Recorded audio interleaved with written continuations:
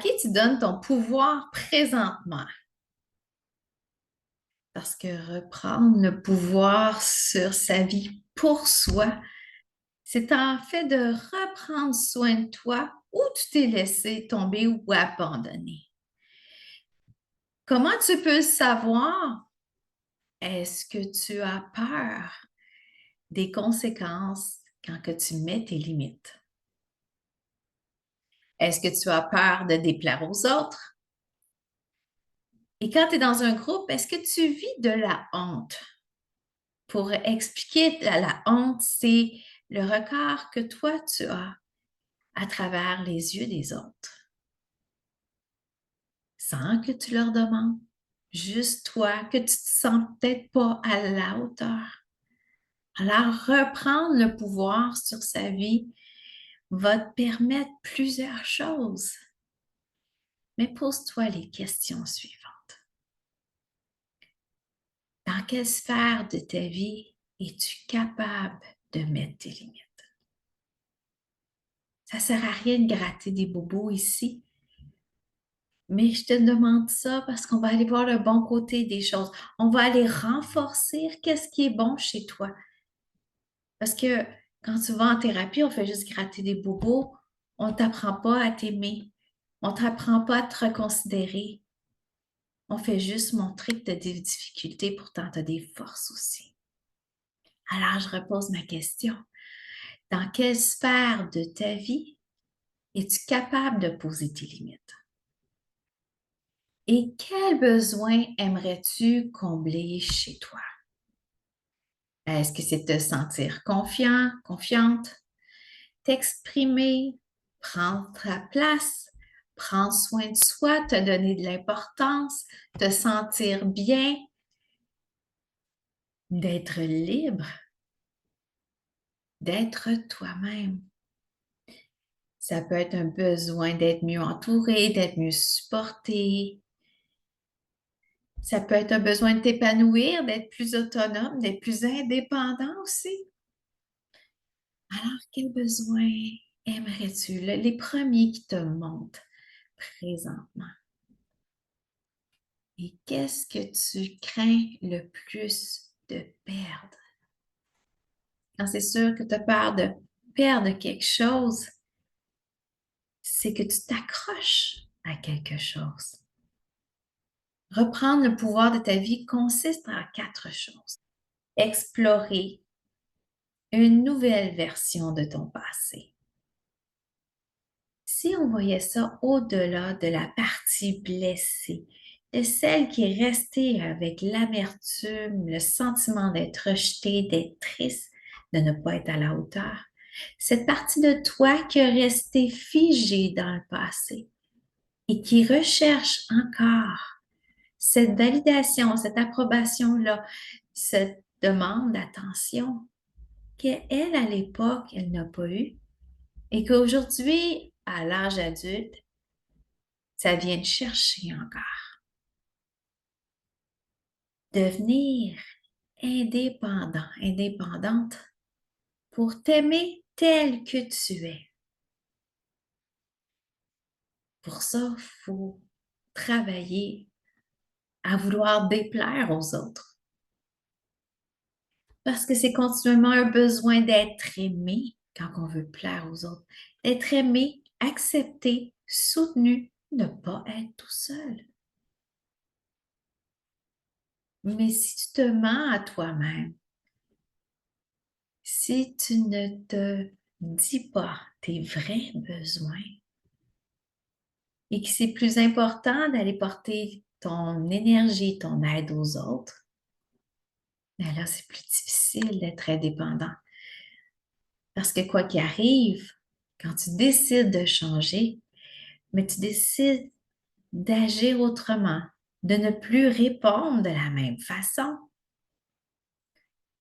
Et tout ça prend de l'énergie. C'est difficile de changer, se transformer. Ça te demande un investissement d'énergie, de constance, de travail sur soi, un entraînement. Mais ton vrai test, C'est le fun quand tu es chez toi, tu es capable de contrôler ton environnement. Mais quand tu es à l'extérieur, avec des gens qui te connaissent plus, qui te connaissent moins, le désavantage de ceux qui te connaissent plus, ils te connaissent qui t'étais avant. Et combien de personnes vont vouloir rester si tu décides de changer, de vouloir suivre ton évolution au lieu de peser toujours sur les mêmes boutons pour avoir qu'est-ce qu'ils veulent de toi. Alors, accepter de déplaire. Mais au fond, à qui tu veux déplaire? À toi-même ou aux autres? Tu en vaux la peine. C'est aussi d'être autonome. Être autonome en énergie. À qui choisis-tu de donner ton énergie?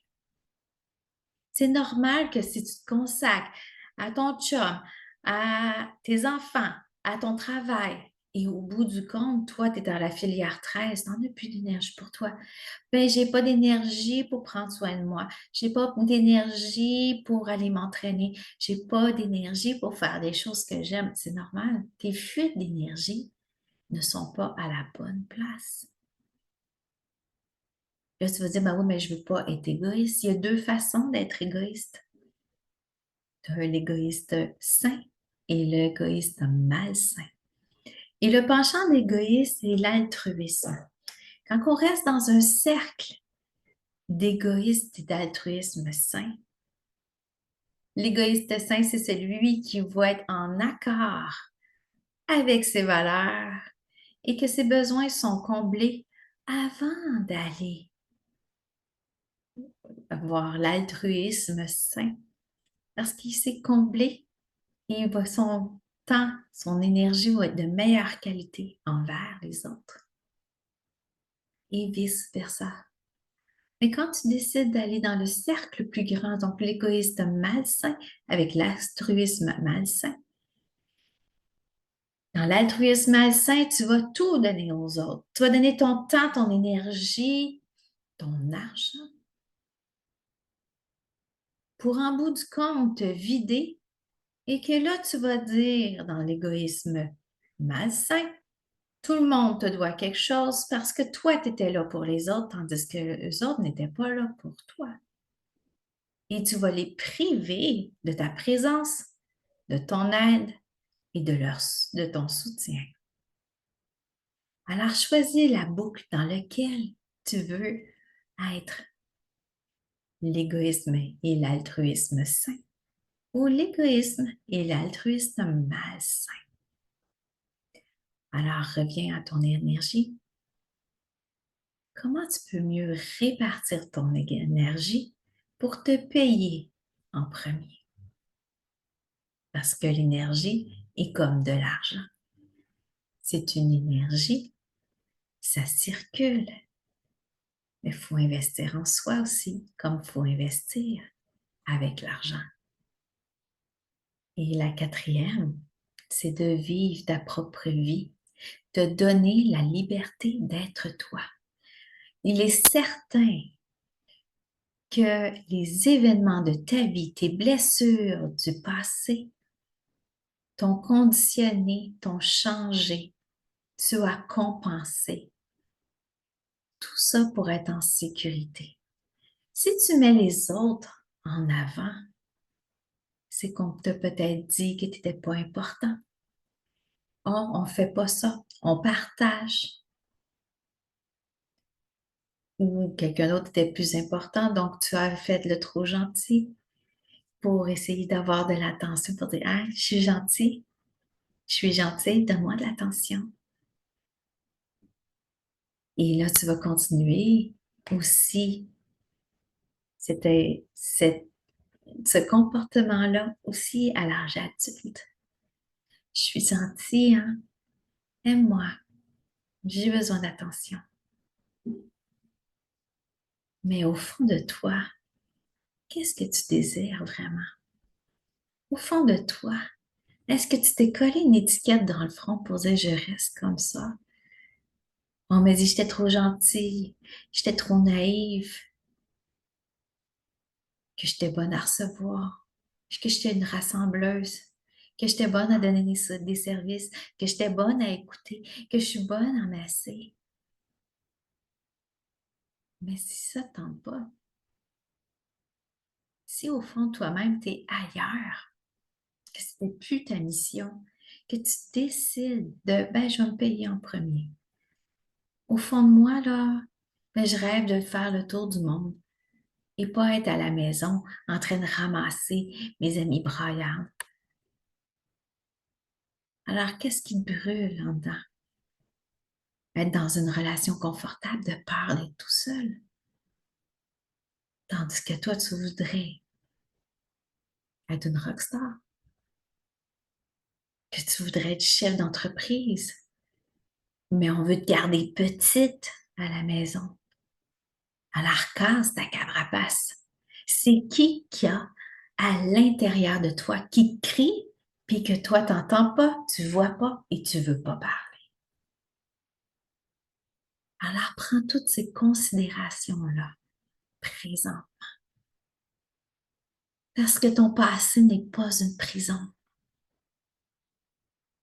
Oui, ton histoire t'a affecté. Je t'entends, je te vois, je te reconnais. Mais c'est une expérience humaine. Et ce n'est pas la faute que tu t'inculques, mais travaille plutôt sur la force que ça t'a donnée.